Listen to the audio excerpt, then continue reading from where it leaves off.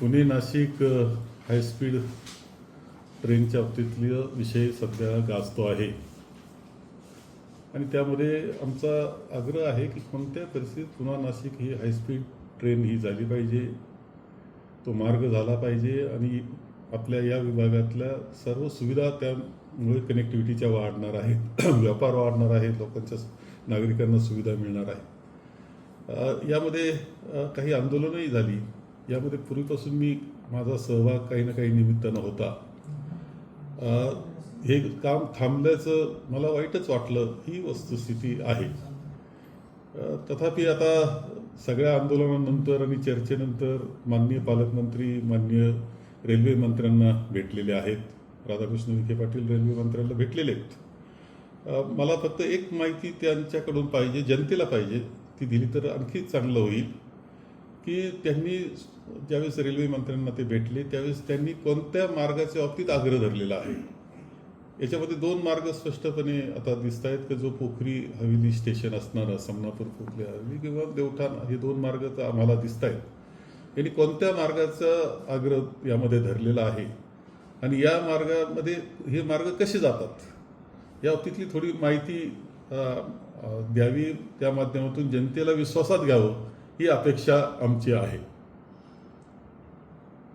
देवठाण कर म्हणताय की आपला विरोध आहे, त्या मार्गाने नाही पाहिजे असं तुमचं म्हणणं आहे, तर काय म्हणणार? अकोला तालुक्यातील आमच्या बांधवांचा गैरसमज माझ्याबाबत झाला असं मी वाचलेलं आहे, परंतु त्यांनी सुद्धा देवठाणचा जो मार्ग आहे तो समजून घ्यावा। मी वेगळं काही बोललेलो नाही, नाराज व्हावं असंही काही बोललेलो नाही, त्यांनी नाराजी व्यक्त केली पण नाराज व्हावे असं मी काही बोललेलं नाही।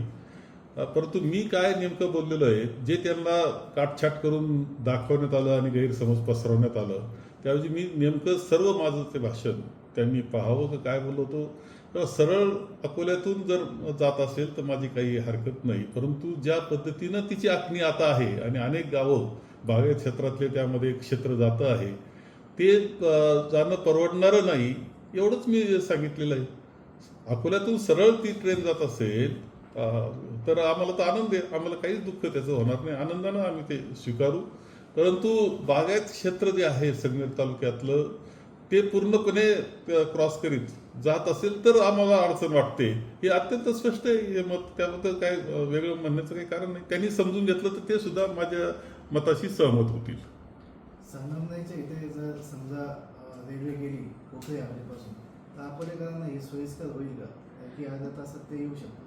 नाही, खरं आहे की त्याकरता काही गोष्टी आणखी चांगल्या कराव्या लागतील, परंतु एकतर संगमेर अकोला म्हणजे त्या स्टेशनपर्यंतचे रस्ते आपल्याला आणखी चांगले करावे लागतील, रुंद करावे लागतील, चौपदरी करावं लागतील।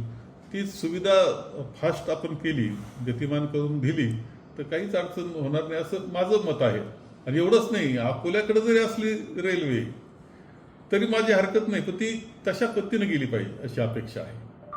आपण जेव्हा मंत्री होता सर तेव्हा आपण ह्याची आखणी केली होती आणि काही लोकांना पेमेंटही जागेचे दिलेलं आहे गव्हर्नमेंटने, तर काय म्हणणार? असं आहे की मी त्यामध्ये होतो, कारण माझ्याकडे महसूल विभाग होता, त्यामुळं भूसंपादन हा विषयच माझ्याकडे होता, त्यामुळे वारंवार ते माझ्या संपर्कामध्ये होते, कारण एवढं मोठं भूसंपादन त्यांना करायचं होतं। त्यासाठी आम्ही आमचा ठराव सुद्धा राज्य शासनाचा जो वाटा द्यायचा आहे त्याचा ठराव सुद्धा केला होता। या व्यतिरिक्त केंद्र सरकारने त्यांचा ठराव हे केलं होतं की त्यांचा वाटा देण्याचा, कर्जाच्या बाबतीतली सुद्धा पूर्तता झाली होती। त्यामुळंच 350 कोटी 352 कोटी रुपये हे शेतकऱ्यांना ज्यांच्या जमिनी जातात त्यांना वाटण्यात आलेले। त्यावेळेस GMRT का दिसलं नाही? खरं त्यावेळेस सुद्धा GMRT चर्चा झाली होती का असं कोणतीच अडचण नाही, म्हणून तर 352 कोटी वाटलेत ना। त्यामुळं खरं म्हणजे ही शंका काढणं आता काढणं हे योग्य होणार नाही आणि मार्ग जो योग्य आहे, सरळ आहे, सगळ्यांच्या मदतीचा आहे असा झाला पाहिजे, एवढंच। यामध्ये राजकारण कोणतंही करू नये या बिलकुल राजकारण याच्यात करू नये।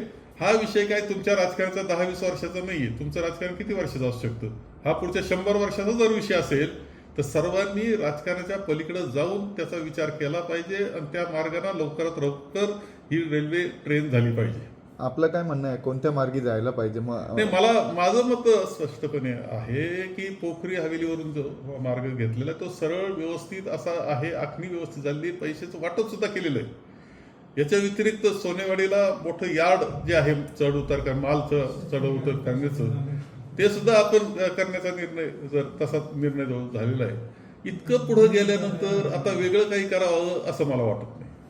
सर बजेटमध्ये सुद्धा फारशी तरतूद नाही आहे, पण या कसं आहे याच्यात बजेटच्या तरतूद खरं म्हणजे काय नाही, केंद्र सरकारनं ठरवलं तर ती काय अडचण नसते. आपण तर मान्यता राज्य सरकारनं दिलेलीच आहे. केंद्र सरकारची अडचण नाही, फक्त हो म्हणण्याची अडचण आहे.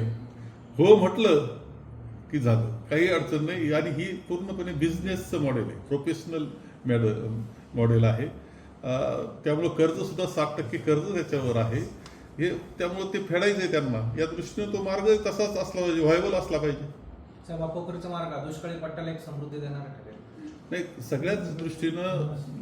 सगळ्याच दृष्टीनं तो मार्ग चांगला राहणार आहे. सगळ्याच दृष्टीनं मार्ग चांगला राहणार आहे.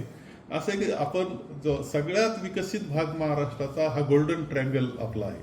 नाशिक, पुणे, मुंबई हा जो याला गोल्डन ट्रँगल म्हणतात. हा सगळ्यात विकसित होणारा भाग आहे. अनेशा सह्याद्रीच्या रांगा आहे, सह्याद्रीमध्ये असलेले धरणं आहे, त्याचं पाणी आहे. सगळ्या खाली इंडस्ट्री, मोठ्या प्रमाणावर इंडस्ट्री असलेलं हे क्षेत्र आहे. लोकसंख्येला सुद्धा सगळ्यात जास्त महाराष्ट्रातील लोकसंख्येचं क्षेत्र सुद्धा गोल्डन ट्रँगल आहे. त्यामुळे लोकांची सुविधा त्या दृष्टीने निर्माण करून देणे ही जबाबदारीच आहे. आज तुम्ही ट्रेन आता दुसरी कुठून येणार मार्ग ऐकल्यानंतर ते मला काही पटलेलं नाही, परंतु गोल्डन ट्रँगल पुरा करायचा असेल ट्रँगल तर हाच मार्ग आहे. मग पालकमंत्री रेल्वे मंत्र्यांना भेटले, मग काय म्हणणार आहात यावर? मग नाही, ते वेगळ्याच दिशेने चाललंय. पालकमंत्री महोदय चांगल्या हेतूनच भेटले असतील असं माझं पक्क मत आहे.